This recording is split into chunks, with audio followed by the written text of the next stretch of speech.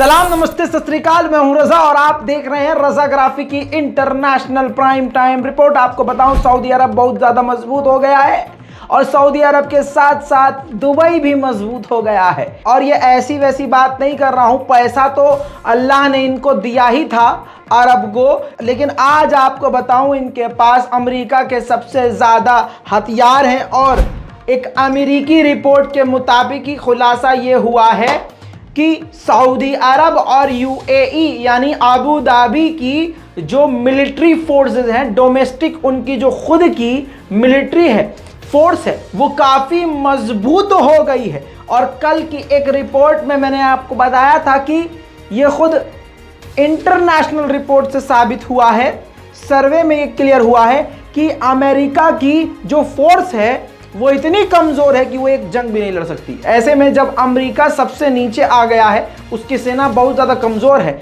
ऐसे में सऊदी अरब और यूएई एक साथ मजबूत हो गए हैं। और इतना ही नहीं भाइयों, आपको यह भी बता दूं कि अमेरिका में लगभग 250 से ज्यादा रिटायर्ड आर्मी और जनरल और कर्नल जो हैं वो दुबई के लिए काम करना चाहते हैं। वो दुबई जाकर, दुबई में बसकर दुबई की फोर्सेस को ट्रेनिंग देना और उनकी फोर्सेस के साथ काम करना चाहते हैं, जिसके लिए उन्होंने अमेरिका के प्रशासन से रिक्वेस्ट की है कि हमें प्लीज वहां जाने दिए, इजाजत दे दीजिए। दूसरी बात, वो लोग इसलिए दुबई जाना चाहते हैं क्योंकि दुबई और सऊदी अरब में पिछले 10 साल से इतनी ज्यादा अमेरिकी फोर्सेस वहां रही हैं। अमेरिका के टॉप कमांडर, अमेरिका के टॉप जनरल, मिलिट्री मैन, इसके अलावा सीनियर ऑफिशियल्स इतने लंबे समय तक रहे हैं वहां कि उन लोगों की ही वजह से सऊदी अरब ने इतनी ट्रेनिंग हासिल कर ली और यूएई की फोर्सेस ने इतनी ट्रेनिंग हासिल कर ली, यानी यूएई और सऊदी अरब ने इतनी ट्रेनिंग हासिल कर ली कि आज अमेरिका की ज़रूरत ही नहीं है। अमेरिका और सऊदी अरब के रिश्तों में खटास पड़ते ही ऐसा नहीं हो रहा है कि सऊदी अरब एकदम से जाके पैरों में, शुरुआत में थोड़ा सा बेंड हुआ, थोड़ा सा झुका, समझाने की कोशिश करी, लेकिन ऐसा नहीं है कि वो दौड़ लगा रहा है अमेरिका के पीछे। अमेरिका का उल्टा नुकसान हो गया है। अब आपको बताऊं कि क्यों रिटायर्ड अफसर और जनरल सऊदी अरब और यूएई आकर काम करना चाहते हैं। उसकी वजह भाई ये है क्योंकि सऊदी अरब और यूएई में जितने भी उनकी मिलिट्री के पास हथियार हैं वो सारे अमेरिकन हैं। अमेरिका से सबसे ज़्यादा हथियार अब तक सऊदी अरब और यूएई खरीद रहे थे। तो अमेरिकी जो रिटायर्ड कर्नल और अफसर हैं, फौजी हैं, वो आएंगे अगर यहाँ तो उनको अमेरिका के ही हथियार चलाने और उनको सिखाने का काम मिलेगा, तो उनके लिए काफ़ी आसान है। पैसा ही पैसा है। तो दोस्तों, इस पहली रिपोर्ट से क्या पता चला कि अमेरिका कमज़ोर हुआ और यूएई और सऊदी अरब की फोर्सेस मजबूत हो गई हैं। वहीं जहां अमेरिका की मिलिट्री और जो सेना है वो कमज़ोर हुई है, वहीं चीन इस वक्त सबसे ज़्यादा उरूज पर है। चीन की सेना सबसे ज़्यादा मजबूत है। चीन ने ऐसे खतरनाक ड्रोन को बना लिया है जिसकी रेंज दुनिया में सबसे लंबी और सबसे ज़्यादा है। बताया जा रहा है कि अब इस ड्रोन के ज़रिए जो इजराइल का ड्रोन है उसको टक्कर चीन दे चुका है। स्क्रीन पर चीन के इस ड्रोन का नाम टी शाओहोंग 7 यानी CH7 है, जिसकी रेंज काफ़ी खतरनाक है।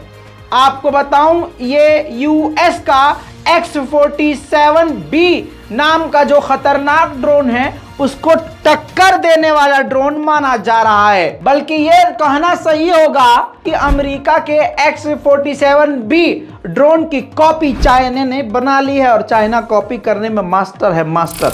अब चीन के इस ड्रोन की जो लेंथ है वो 10 मीटर है, चौड़ाई 21 मीटर है, हाइट 3 मीटर से ऊपर है और इसका जो वजन है 6500 किलो है। छोटा मोटा नहीं है भाई, ध्यान दीजिए। और जो इसकी स्पीड है 885 किलोमीटर प्रति घंटा है, बहुत फास्ट है।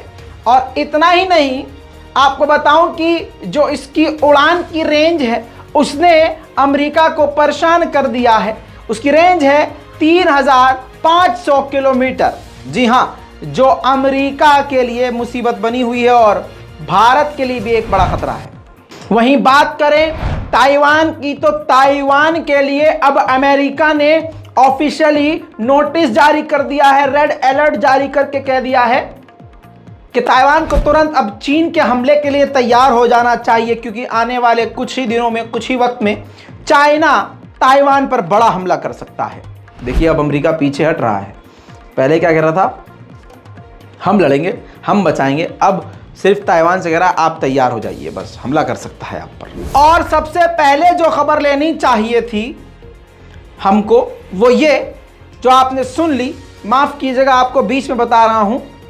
ब्रिटेन की प्रधानमंत्री जो नई बनी थी, आपकी स्क्रीन पर देखिए, जी हां, लिज ट्रूस, इन्होंने रिजाइन कर दिया है। 45 दिनों के अंदर ही रिजाइन कर दिया है। वजह पता है क्या है? क्योंकि ब्रिटेन में लोग प्रदर्शन कर रहे हैं, सरकार के खिलाफ सड़कों पर उतरे हैं, जिसकी वजह से इनको रिजाइन करना पड़ गया 45 दिन के अंदर ही अंदर।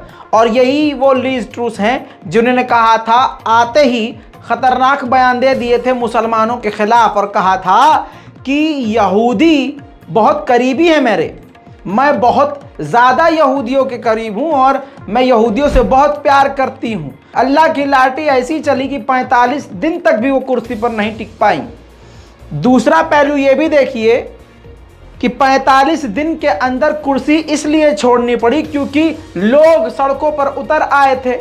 और एक हमारा वाला है, उसके कार्यकाल में भारत का रुपया 40% नीचे गिर गया है। यानी भाजपा के जमीन से तो नीचे नहीं गिरा रुपया, लेकिन 40% गिरने के बावजूद अभी भी सरकार दोबारा बनाने का ख्वाब देख रहे हैं साहब। वहीं जब लिज ट्रूस आकर रिजाइन देने की बात कह रही थी, तो उसमें उन्होंने बताया कि वो सब आपके ख्वाबों पर, आपकी उम्मीदों पर खरी नहीं उतर रही हैं। कई सारी वजह उन्होंने बताई हैं। छोटा सा बयान लगाना चाहूँगा। I came into office at a time of great economic and international instability. Families and businesses were worried about how to pay their bills. Putin's illegal war in Ukraine threatens the security of our whole continent, and our country has been held back for too long by low economic growth. I was elected by the Conservative Party with a mandate to change this. We delivered on energy bills and on cutting national insurance. And we set out a vision for a low-tax, high-growth economy. 29 सितंबर, जी हाँ, वक्त गुजर चुका है, लेकिन अब Britain ने वो वजह बताई है जिसकी वजह से ब्रिटेन रसिया से एकदम ज्यादा चिढ़ा हुआ है। आपको बता दूं कि डिफेंस मिनिस्टर ने ब्रिटेन के खुद बताया है आज जाकर कि 29 सितंबर को हमारा ब्रिटेन का एक स्पाई विमान अंतरराष्ट्रीय जगह पर उड़ रहा था, अंतरराष्ट्रीय एयर स्पेस में उड़ रहा था, तभी रशिया के एक फाइटर जेट ने हमारे करीब आकर मिसाइल हम पर लॉन्च कर दिया।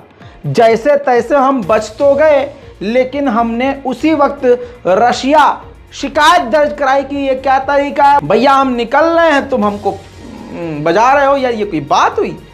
और इस पर आपके आधिकारिक बयान की हमें उम्मीद है।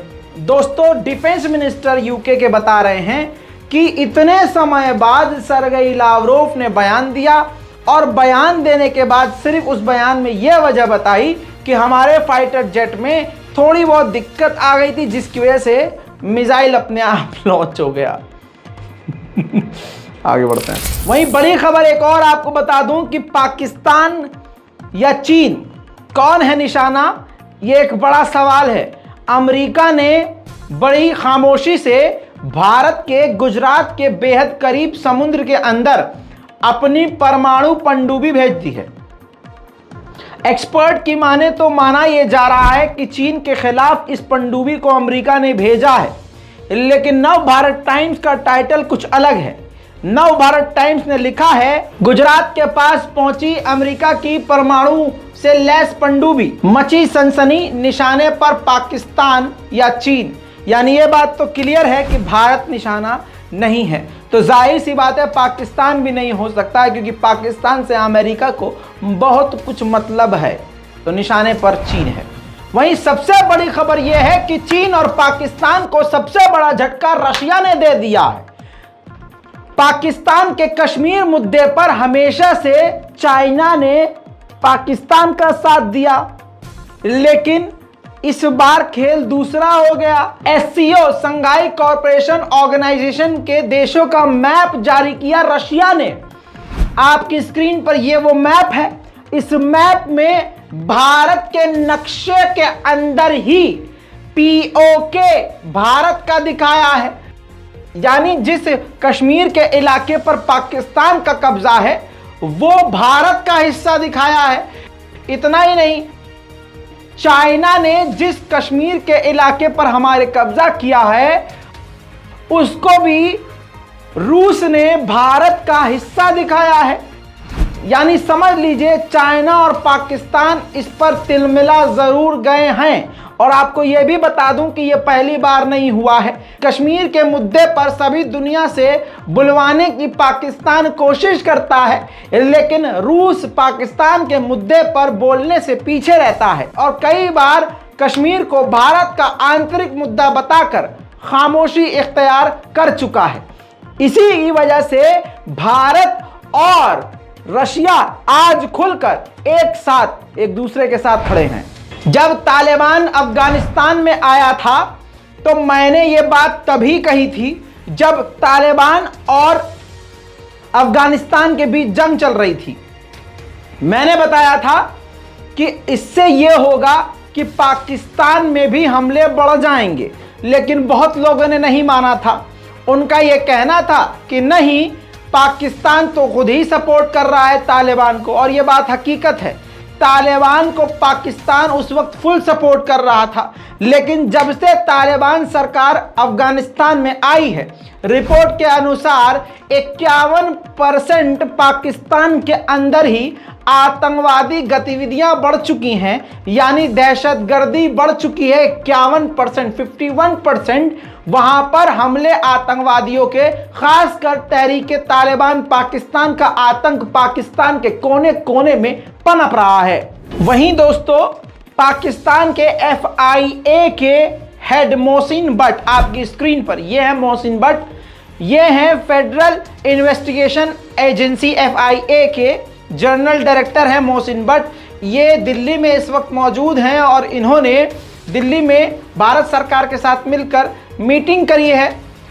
किसी पत्रकार ने सवाल किया और जिस प्रकार के सवाल थे उस पे जो इनके जवाब थे उसकी वजह से सोशल मीडिया पे मजाक उड़ रहा है।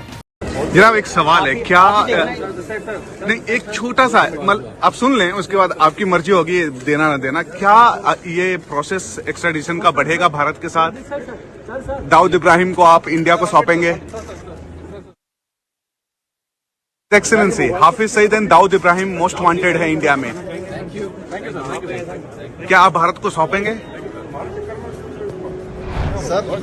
लेकिन ये सब तो मजाक वाली बात है, लेकिन क्या किसी ने इस बात पर ध्यान दिया? मेरे हिंदुस्तान के, मेरे भारत के प्यारे प्यारे मासूम बच्चों, तुमने ध्यान दिया किस प्रकार से बड़े ही प्यार से चुनाव आते आते पाकिस्तान अब भारत के अंदर आने लगा है।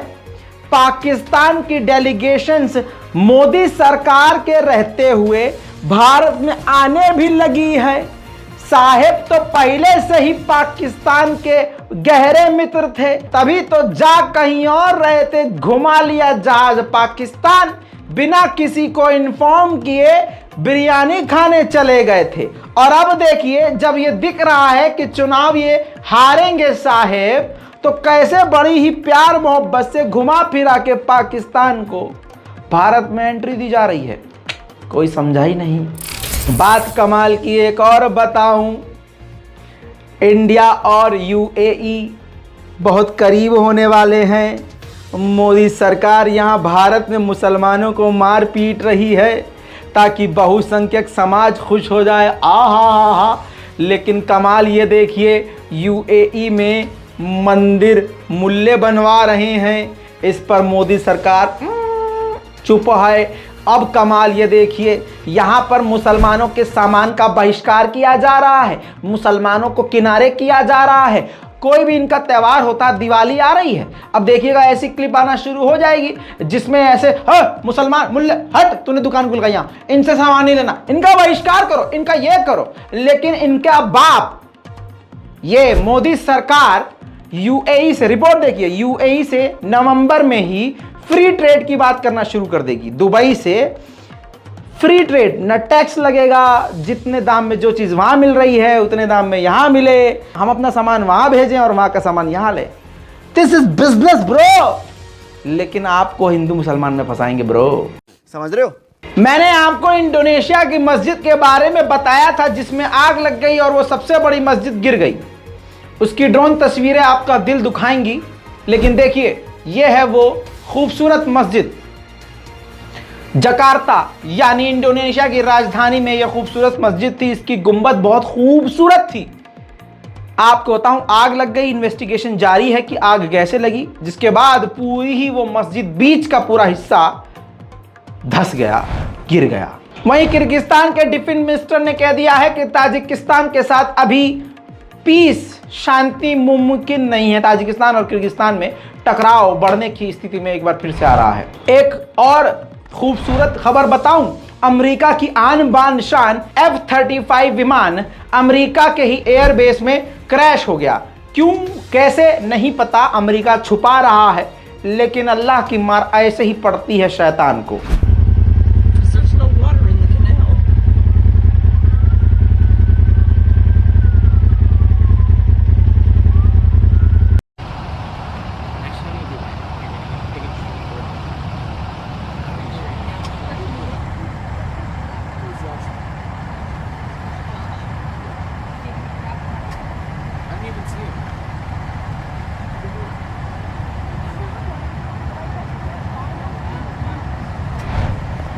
इस इंटरनेशनल रिपोर्ट में आपकी क्या राय है, नीचे कमेंट जरूर कीजिए, रिपोर्ट को शेयर कीजिए, दुआओं में याद रखिए। मैं हूं रजा और आप देख रहे हैं रजाग्राफी। जय हिंद।